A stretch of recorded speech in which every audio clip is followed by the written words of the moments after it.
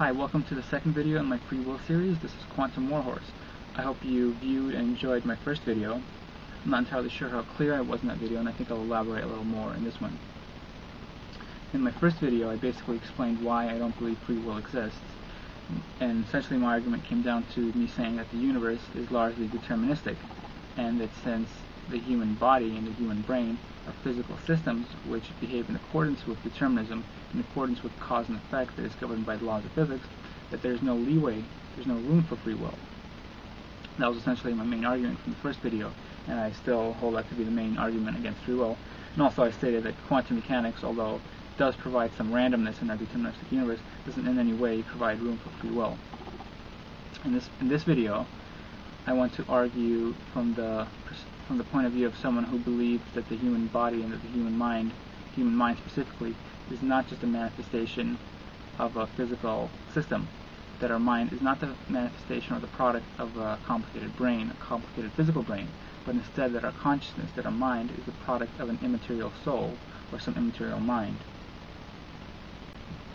First, we have to define an immaterial soul. An immaterial soul is a spatially unextant thinking substance which is essentially the sum of all our thoughts and the sum of our consciousness. And if this is the case, then we have to realize that our thoughts are in fact causally linked. They are deterministic in nature. All our thoughts that we've ever had and all the thoughts that we ever will have are linked to each other in a sort of continuum. Any thought you had yesterday was in some way inspired by thoughts you had years ago. A thought you have right now will lead to a thought you will have in a couple of seconds, and so forth, so on. It will be a chain of thoughts. And some people refer to this as stream of consciousness, especially in literature. And it is a stream that is causally linked in a way. So no thought is essentially random. It doesn't spring out of nowhere. And no thought can be considered free, because every thought is inspired by a previous thought, and every thought previous to that is inspired by a thought even further back chronologically. And this is essentially was my argument in the previous video, except I wasn't talking about thoughts. I was talking about physical chemical processes in the brain. Now, once we realize that thoughts too are causally and deterministically linked, we realize that even if we did have an immaterial soul, it's very difficult to imagine how the soul could provide us free will, because the soul's thoughts would be deterministic, and there's no room for indeterminate thoughts. And if all your thoughts are determinate, then all your choices will be determined, because your choices are in essence thoughts. That's all they are.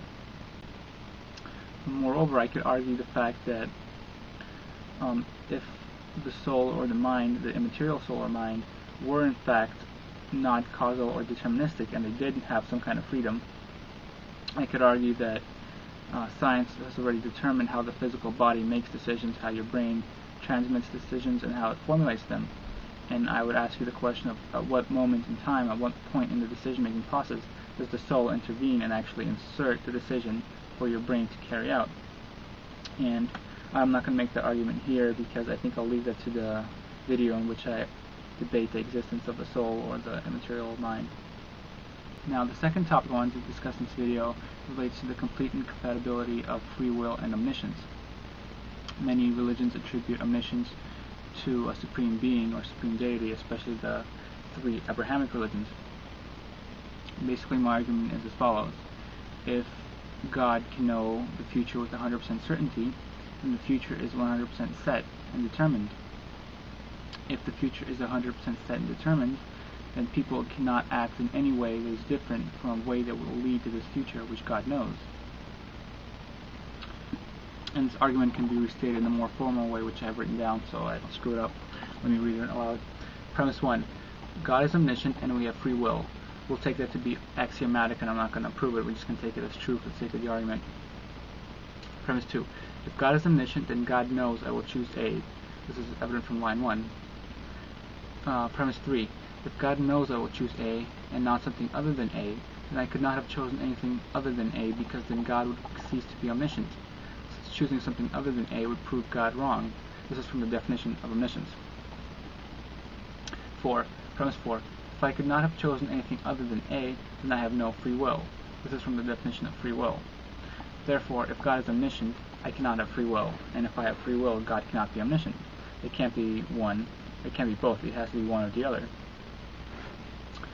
And personally, I don't believe in either one, but that's beside the point. And I like to present this in a more way that people could relate more easily to, in a form of a thought experiment.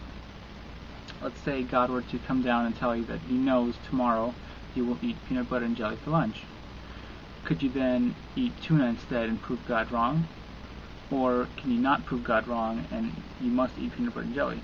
So either God is not omniscient and you can eat tuna, or you cannot eat tuna or anything else, and God is always right and you have no free will and you're going to eat peanut butter and jelly. So which is it?